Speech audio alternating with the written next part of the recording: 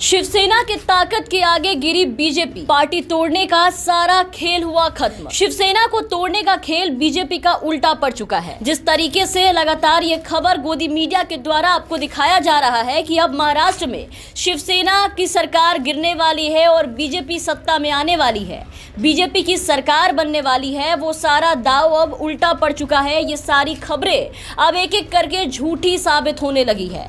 BJP Shiv Sena के जिन विधायकों को तोड़ने की बात कर रही थी, उनके बागी विधायक जिस तरीके से शिवसेना से अलग हटने के दावे कर रहे थे, अब वही विधायकों ने मिलकर बीजेपी को झटका दिया है। शिवसेना के विधायकों ने अब यह ऐलान कर दिया है कि वो उद्धव ठाकरे को छोड़कर कहीं भी नहीं जाएंगे, वो पार्टी में उद्धव सरकार के साथ बना कर रहेंगे। कैलाश पाटिल जो कि शिवसेना के विधायक है, अब उन्होंने एक बड़ा खुलासा किया है कि उन्हें जबरन उठाकर पार्टी छोड़ने के लिए मजबूर किया गया। इसके लिए उनका किस तरीके से अपहरण किया गया और किस तरीके से उन्हें जबरदस्ती पार्टी से इस्तीफा देने के लिए कहा गया, इस पूरे बात का खुलासा कैलाश पाटिल ने किया है। जहां से वो भाग निकले और इस बात का खुलासा खुद कैलाश पाटिल करते नजर आ रहे हैं। उस्मानाबाद के शिवसेना विधायक कैलाश पाटिल विद्रोही विधायकों के खेमे से भाग निकले हैं। सूरत जाते समय पाटिल गुजरात सीमा चौकी के पास से भाग निकले, जिसकी पूरी कहानी उन्होंने बताई है। उन्होंने बताया है कि वो कैसे वहां से भागे और उद्धव ठाकरे के पास वापस चले आए। पाटिल ने बताया कि 5 किलोमीटर पैदल चलकर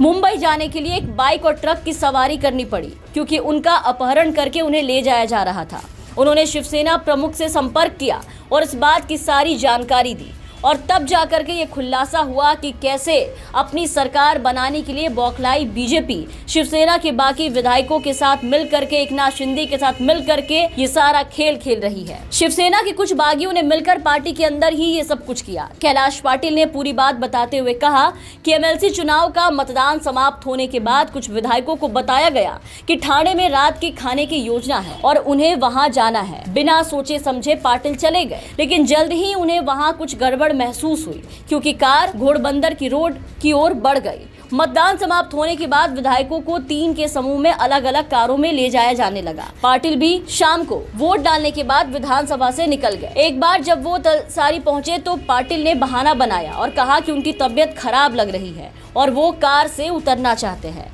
और फिर उसके बाद अंधेरे में सड़क के किनारे लगी झाड़ियों के अंदर से पाटिल दूसरी दिशा में भागने लगे और इस तरह भागकर उन्होंने खुद को बचाया और उद्धव सरकार के पास वापस आए और सारी बातों का खुलासा किया कि कैसे शिवसेना को गिराने के लिए इस तरीके से षड्यंत्र रचा जा रहा है, किस तरीके से लोगों को जबरदस्ती उठा करके ले जाया जा रहा है और बाद में उन्हें बागी का नाम दे करके शिवसेना को गिराने की कोशिश की जा रही है। और आपको बता दें कि इसके पहले विधायक नितिन देशमुख ने भी अपहरण का आरोप लगाया है। वो भी सूरत से ऐसे ही भाग निकले थे, जिसकी पूरी कहानी सामने आई थी। उन्हें तो गुजरात पुलिस ने जबरन अस्पताल में भर्ती तक करा दिया था और वहां उन्हें जबरन इंजेक्शन तक लगाया गया, जिसके बाद उनकी पत्नी ने पुलिस में शिकायत दर्ज कराई थी और उन्होंने ये कहा था कि मेरे पति लापता हैं। और अब इनके बाद कैलाश पाटिल की इस तरीके से बातें सामने आई है। वो इस तरह बागी विधायकों का मामला सामने लेकर के आए हैं, जिसके बाद ये साफ हो रहा है कि कुछ विधायक यहाँ से इस तरीके से जबरन ले जाए जा रहे हैं और उन्हें जबरदस्ती बागी का नाम दिया जा रहा है। आपको बता दें कि शिवसेना सांसद संजय राउत ने अभी एक दिन पहले ही दावा किया था कि शिंदे के साथ सूरत गए विधायकों को गुमराह किया जा रहा है और अपहरण करके उन्हें गुजरात ले जाया जा रहा है और वहां से ये पूरा खेल खेला जा रहा है। उन्होंने कहा था कि नितिन देशमुख ने जब भागने की कोशिश की तो सूरत में ऑपरेशन कमल के तहत पुलिस और गुंडों ने उनके साथ मारपीट की और उन्हें दिल का दौरा पड़ा। और अब ये सारी बातें एक एक करके सच साबित होती जा रही है, एक एक करके परत दर परत सारी चीजें सामने आ रही है और इससे एक एक करके खुलासे होते जा रहे हैं कि किस तरीके से बीजेपी अपनी सरकार गिराने के लिए किस तरीके से एकनाथ शिंदे के साथ मिलकर ये सारे कारनामे कर रही है। Bureau report, the VPN TV.